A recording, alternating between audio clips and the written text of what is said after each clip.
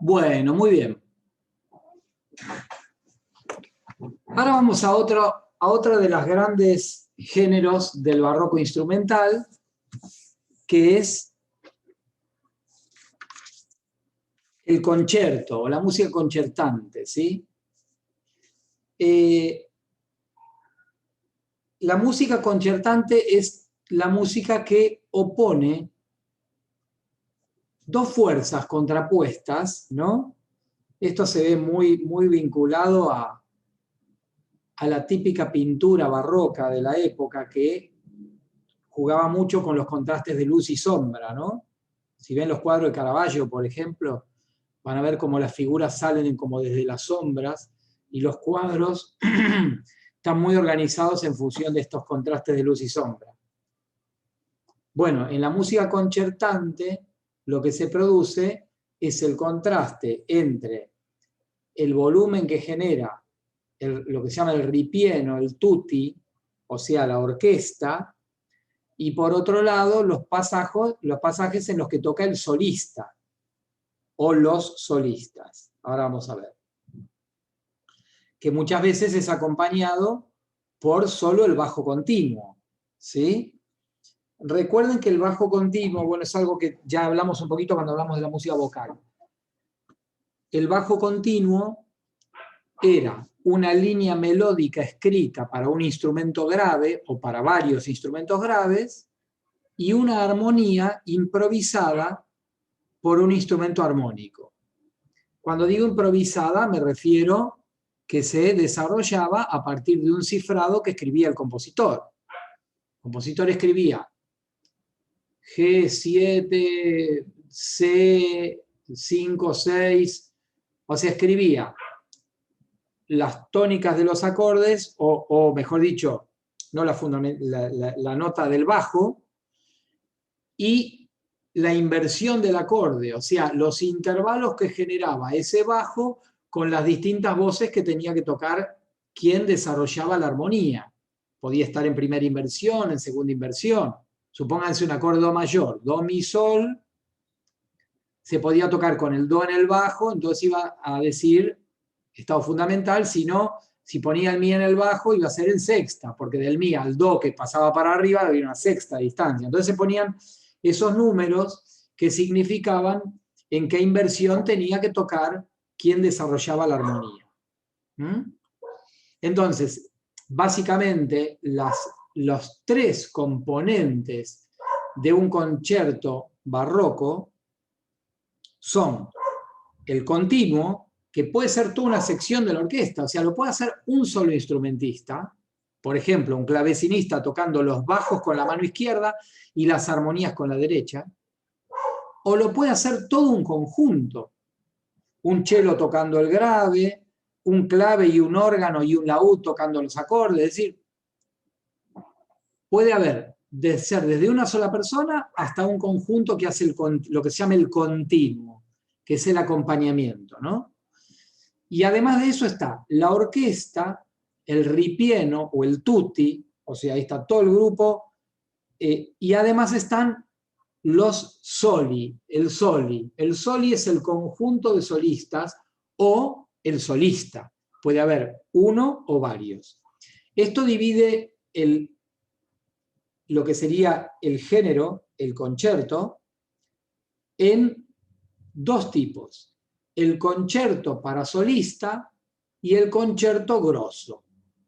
El concerto para solista, obvio, como lo dice su nombre, es un solo solista que puede ser, por ejemplo, Vivaldi compuso 400 de estos conciertos, ¿sí?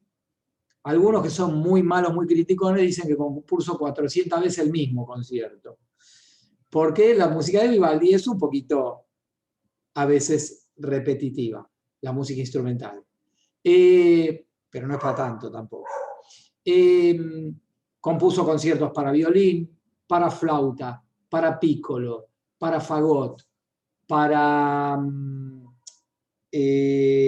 cello, para clave, para oboe, para trompeta, para corno, para miles de instrumentos, ¿sí?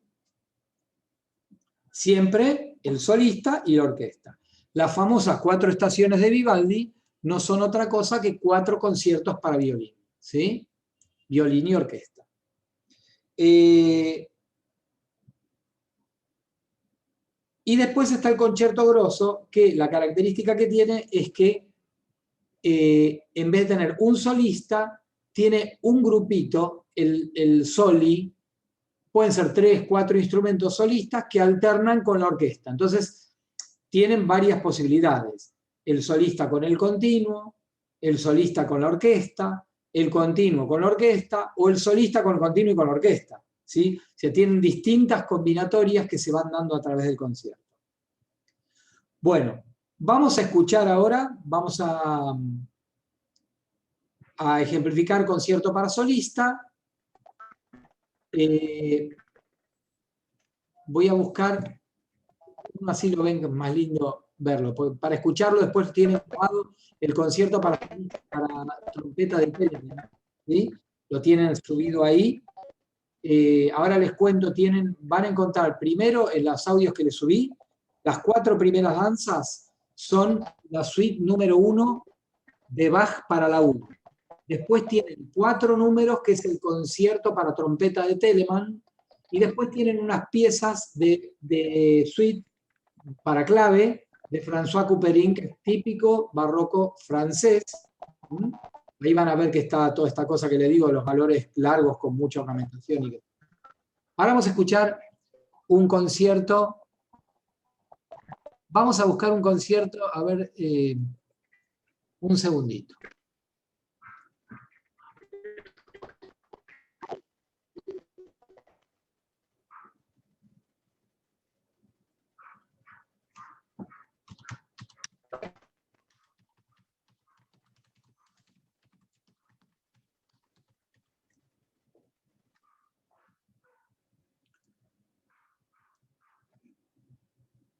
Vamos a escuchar el concierto para piccolo, flautín, de Vivaldi, que es algo bastante original.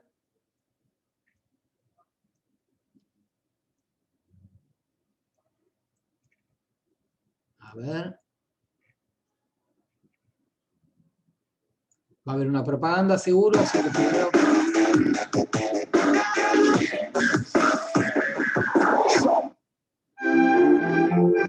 Bueno, a ver. Compartimos.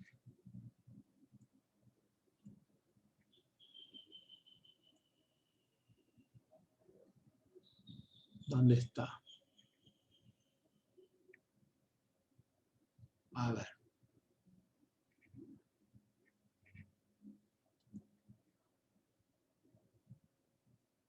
No está acá. A ver.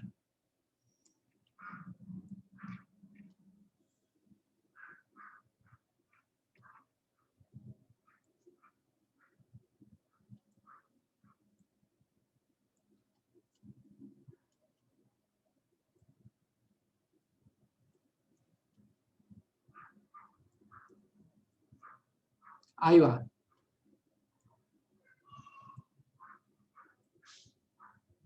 Voy a buscar agua y vengo.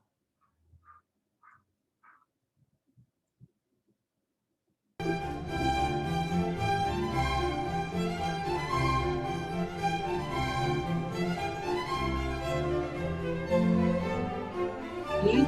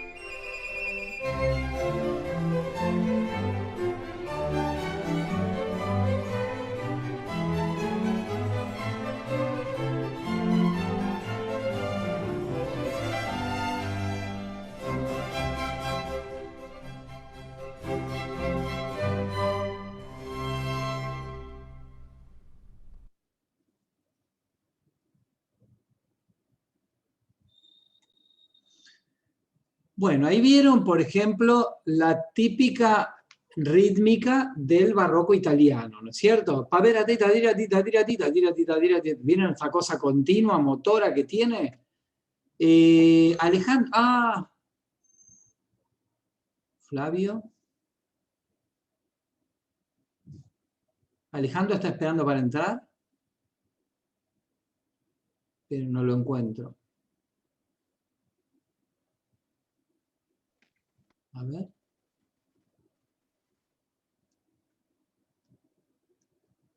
Patricia, no me figura Alejandro para entrar.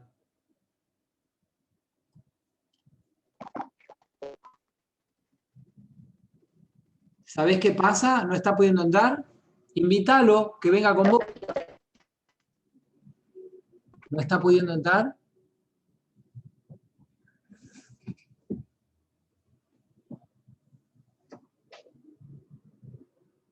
Ahora sí. Ahí está.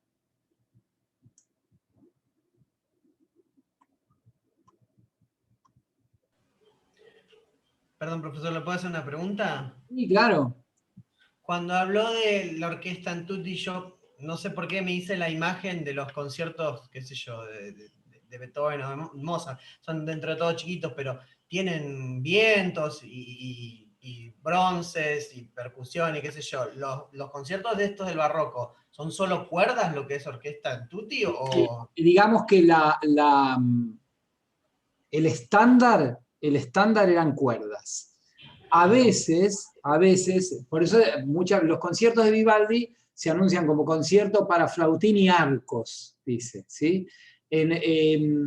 La mayoría de los conciertos, sobre todo del barroco no más tardío de la época de Bach, son con orquesta de cuerdas. Pero también se empezaban a incorporar algunos instrumentos, por ejemplo, alguna flauta o algún corno. En las obras de Händel vas a tener también, sí, las orquestas más nutridas, digamos, ¿no? Pero el común de los conciertos así italianos solía ser así de cuerdas. Bien, los conciertos normalmente tenían una estructura, después ustedes lo van a ver en el concierto de Telemann que tienen grabado ahí, o inclusive en estos links, porque yo después les voy a pasar estos links de lo que estamos viendo, y pueden escuchar el concierto completo. Ahora ponemos un movimiento, ¿no?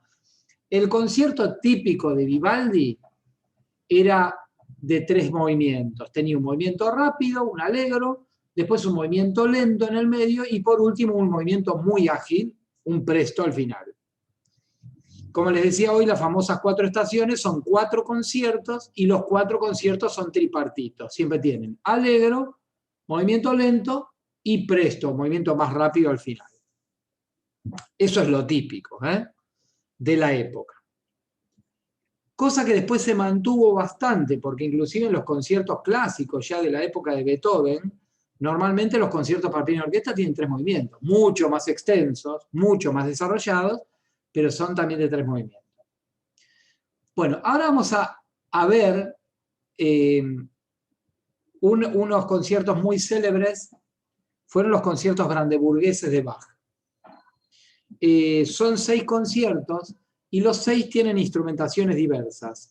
Yo les puse los links para que vean el 2 y el 4, que son típicos conciertos grosos.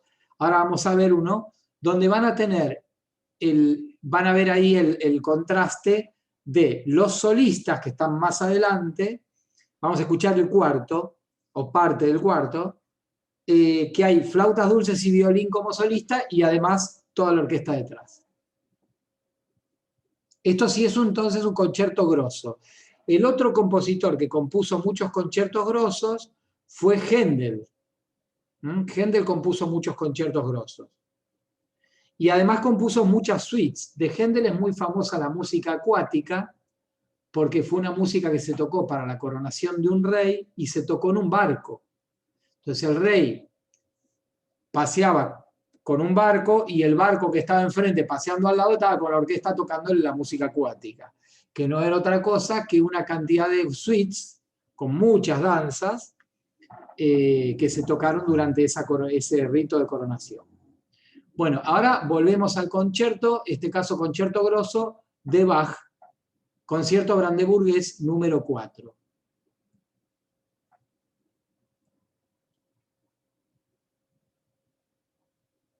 Fíjense siempre esta característica de los conciertos, del contraste, ¿no? De estos claroscuros que se dan, y este típico contraste piano-forte, que lo habrán escuchado recién en el concierto de Vivaldi. A veces la orquesta misma, ¿no? Tocaba una frase bien fuerte y después una frase pianísimo. Bueno, esta idea de los contrastes forte-piano es típica del barroco, típica.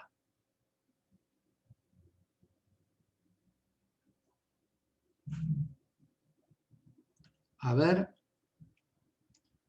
compartimos pantalla.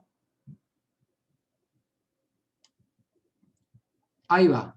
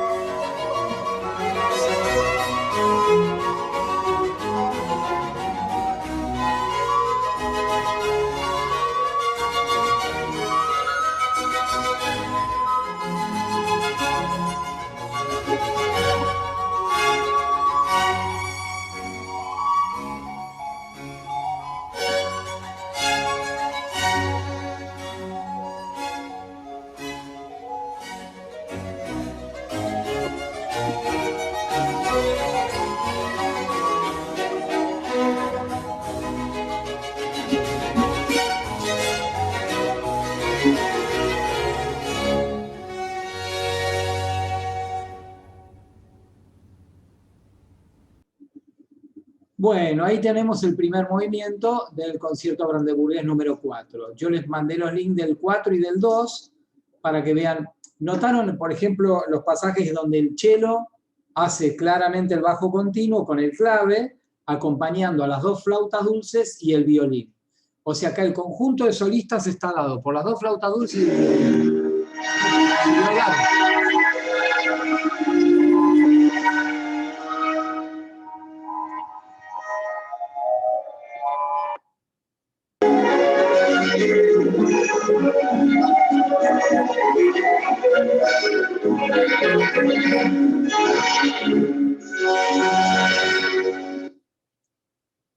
Perdón, se me disparó.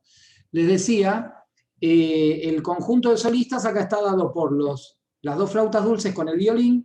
A veces tocan con todo el ripieno, con todo el grupo, y a veces tocan solo con el clave y el cello, que es el que hace la línea del bajo continuo. Me gustaría, antes de terminar la clase, que escuchemos un poquito ahora de, esto es bien, sonó el estilo bien italiano, ¿vieron? Muy motor, muy de semicorchea continua, ni hablar el de Vivaldi. Ahora vamos a escuchar una de las piezas para clave francesas de François Couperin. Vamos a escuchar alguna que tenga el ritmo bien de música francesa. A ver. Quiero recordar cuál es, a ver.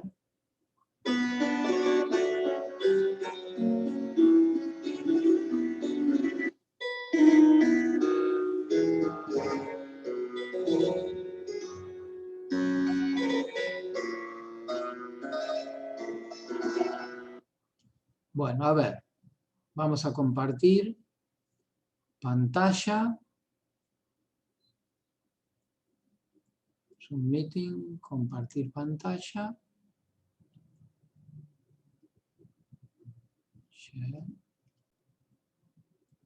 Vamos a poner buen volumen. Ahí va. Una de las típicas piezas francesas para clave de François Couperin.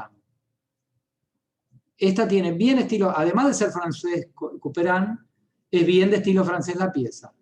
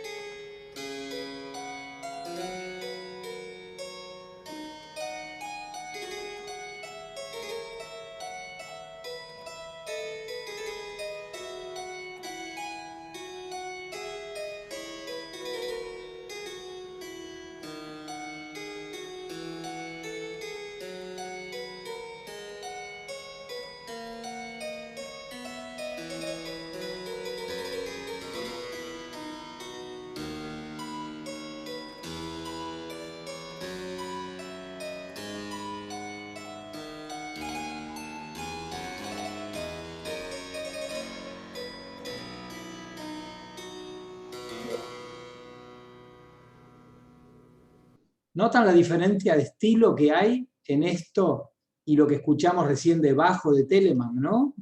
O de Vivaldi.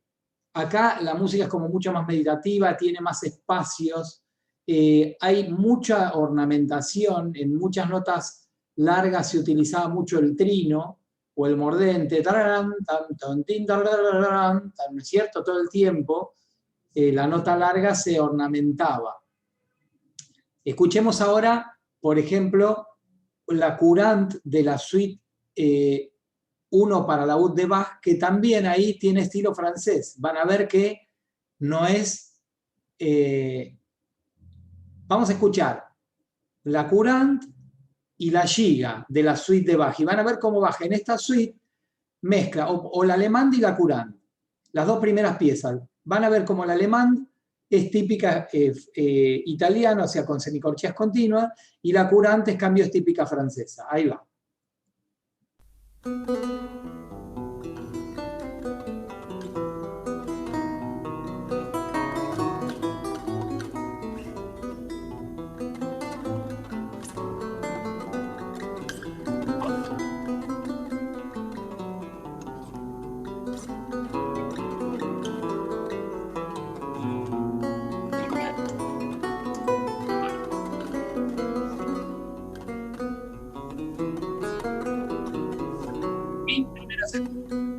Repite.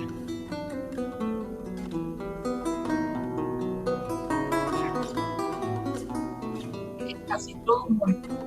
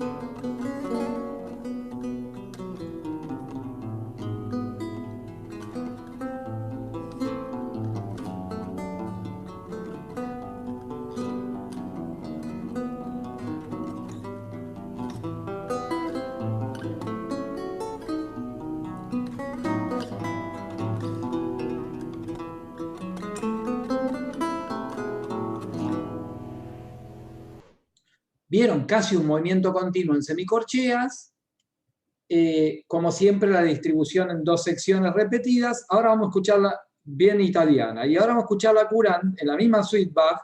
Fíjense cómo combina el estilo italiano en algunas danzas y el francés en las otras. La Courante es típicamente francesa. Alterna más valores cortos y largos.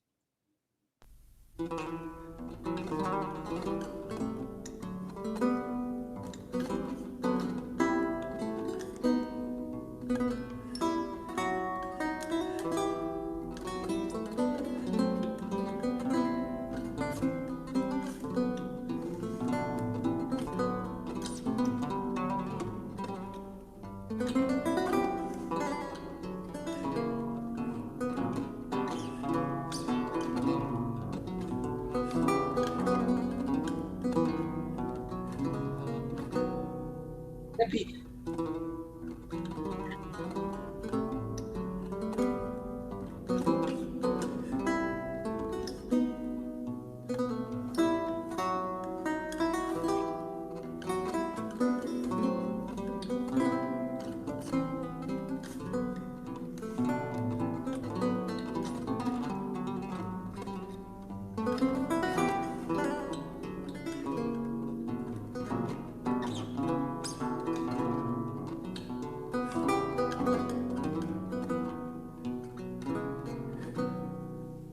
Debuta.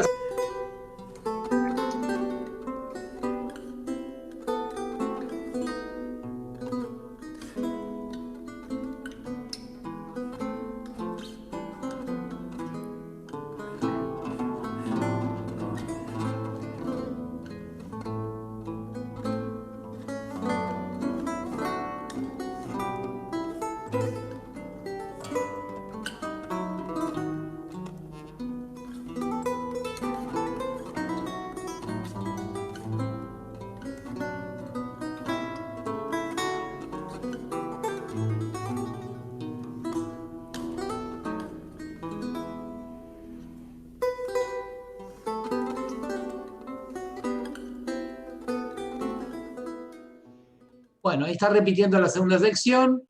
Lo corto para poder llegar a despedirnos. Bueno, tienen ahí en la clase subida el pedido de siempre, que es para que se conecten con la escucha, elijan una pieza y la analizan un poco, la describen, ¿sí? Ahora después les voy a agregar también los links de las cosas que hemos visto hoy en YouTube, que no les puse los links antes, como el concierto de Vivaldi, por ejemplo. Creo que ese es el que me faltó ponerles el link, para que si quieren después los vean completos. Así que bueno, como siempre saben, si les aparecen dudas de cualquier tipo, me mandan WhatsApp, ¿sí? Y si no, nos estamos viendo la semana que viene. Les mando un gran abrazo a todos y a todas. Espero que lo pasen muy lindo, que tengan lindo fin de semana y buena semana, y a cuidarse mucho, que la cosa está peludita. ¿Mm? Hasta pronto. Chao. Buenas noches. Chao.